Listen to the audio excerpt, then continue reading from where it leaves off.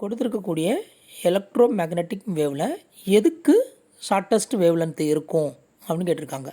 அப்போ shortest wavelength இருக்கக்கூடிய electro magnetic வேவுக்கு தான் ஹையஸ்ட் எனர்ஜி இருக்கும். அப்போ இதில் கொடுத்துருக்கிறதுல ஹையஸ்ட் எனர்ஜி இருக்கிறது எது அப்படின்னு பார்த்தோம்னாக்க காமா ரேஸ். அப்போ காமா ரேஸுக்கு தான் இருக்கிறதுலே ஷார்ட்டஸ்ட் வேவ்லென்த் இருக்கும்.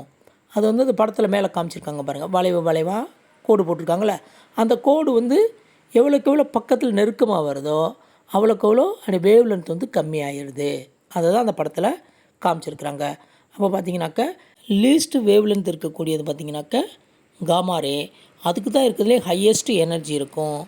ஹையஸ்ட் வேவ்லென்த் இருக்கிறது கொடுத்துருக்கிறதுல பார்த்திங்கனாக்கா மைக்ரோவேவ்ஸ், அதுக்கு தான் இருக்கிறதுலே லோயஸ்ட்டு எனர்ஜி இருக்கும். இப்போ ஃப்ரீக்குவென்சி லீஸ்ட்டுன்னு கேட்டிருந்தாங்கன்னா அது வந்து மைக்ரோவேவ்ன்றது ஆன்சராக இருக்கும்.